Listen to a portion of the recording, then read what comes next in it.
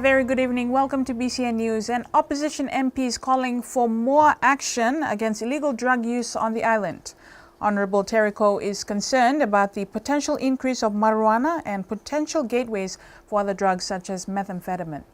Koh informed a male tourist and possible consultant had given the drugs to him. Koh recently presented the parcel of marijuana to the Assembly. I asked the clerk to come in and get it, and then I said about it, this packet contains marijuana, and she gave it to the Speaker, and no one spoke anything about it. And I said that I'd heard the rumours that at the Matavai farewell that for a SOE executive, they had marijuana there. So I don't know if that's true, but that's what I was told. And maybe the police should be checking on that because and see if there was drugs at that party, even though it was 6 months ago. When asked what he'd hoped to achieve from presenting it to the Assembly, he responded he wanted to change people's attitudes towards drugs. All I wanted to them is to admit that yes, we've got drugs here and we should be doing something about it. Not just sitting in the house there and say nothing. We need to speak up about it and get people's views.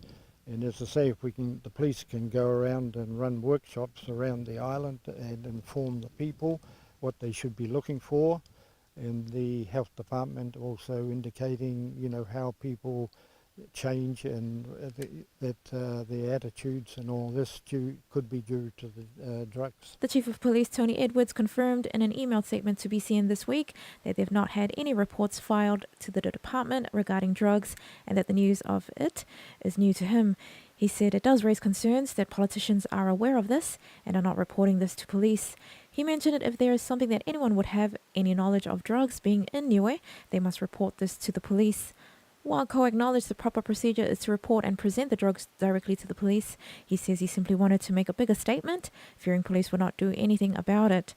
The MP stressed the importance of raising awareness and introducing an anti-drug education program into schools. Everyone on the island has to do it.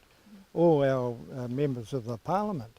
If they know of people that are using the drugs, they should report it to the police and not just keep hiding it all the time.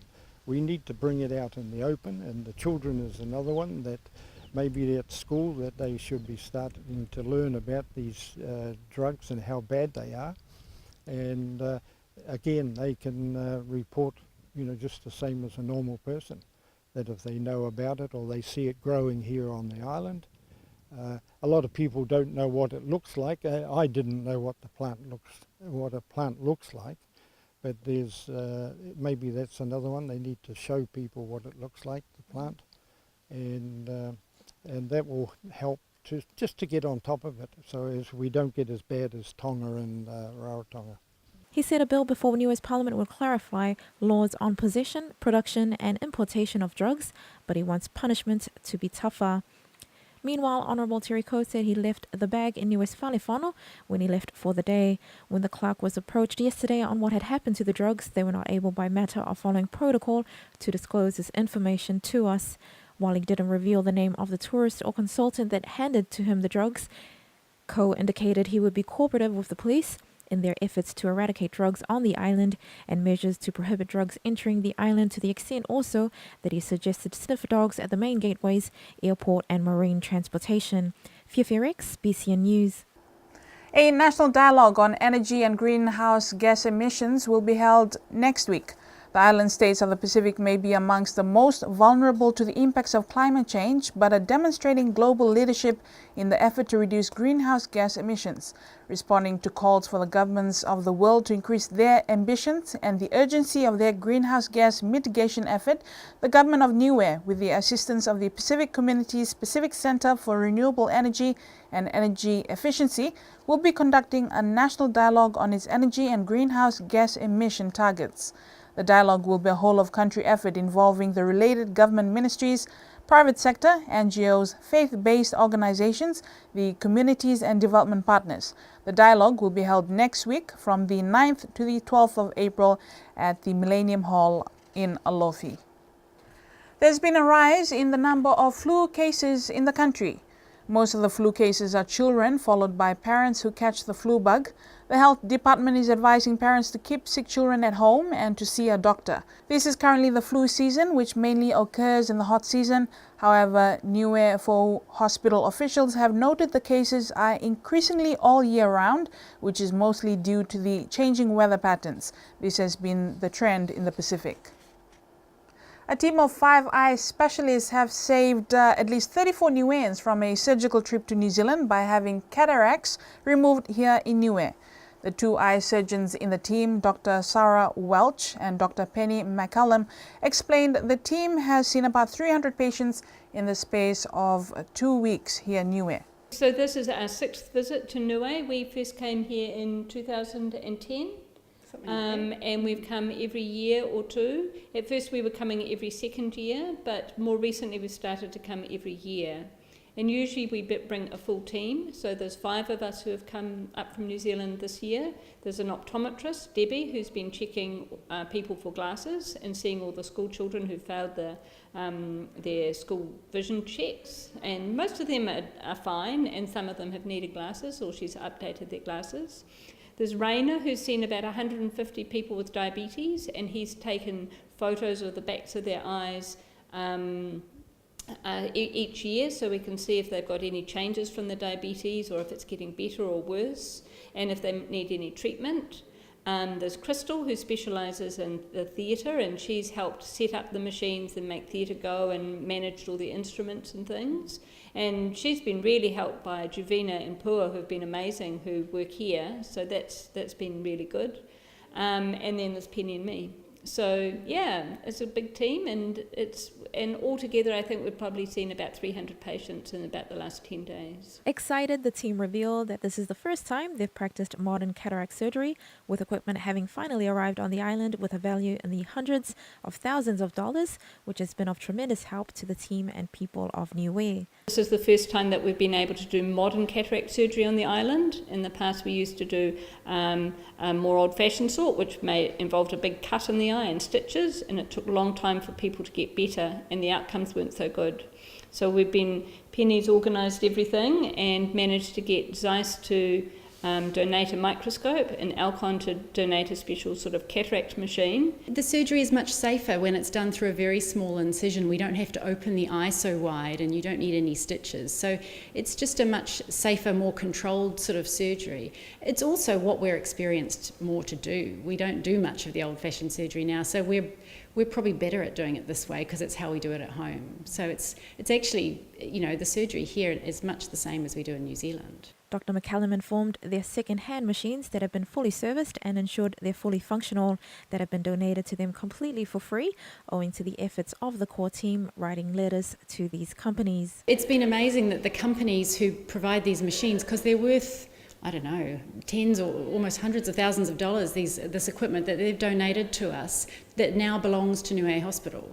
So it belongs here, and so we can use it every year now in future. In terms of prevention and taking care of your health, they advise taking care of your diabetes and avoid diabetes by watching what you eat and taking precautionary measures. There is a lot of diabetes here, so I guess it's, it's something that needs to be, everyone needs to have it checked regularly and just, try and adjust their diet as best they can to monitor the sugars, keep them even, because that is the most important thing for maintaining the health of the eyes. But the other thing we noticed, because we haven't done any surgery here for 2 or 3 years now, there are a lot of really bad cataracts. So a lot of people who've had really poor vision, and so we've got through a big backlog of those now. So we'll probably be back next year and do another lot of cataract surgery. Hopefully there won't be as bad ones, because we've sort of got through some of that backlog of people who've been waiting for a long time. Further, taking care and not glaring into the sun with the help of wearing sunglasses to aid in this. Fiafirex, BCN News. Over 40 delegates gathered at the scenic Matavai Resort this week for the Pacific Aviation Safety Office Council's annual General Forum. Niue Civil Aviation Regulator Bill McGregor spoke to us on the backdrop of PASO, indicating the last council and forum was held here last in 2008 following the Pacific Forum. The Pacific Aviation Safety Office, of which Niue is a member, is holding its annual general meeting here, so we're hosting it, 13 contracting states plus 3 other states, New Zealand, Australia and Fiji, who are associates to the PASO, and so I think we've got 47 delegates coming in, so it's quite big. The last time Niue hosted was in 2008, just after the forum leaders meeting that was held here.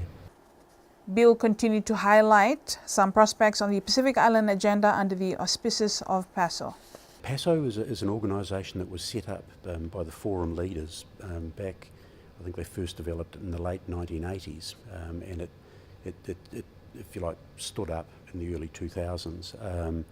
It's quite limited in its extent currently, in that it's there to provide regulatory advice to the directors of civil aviation in the various countries.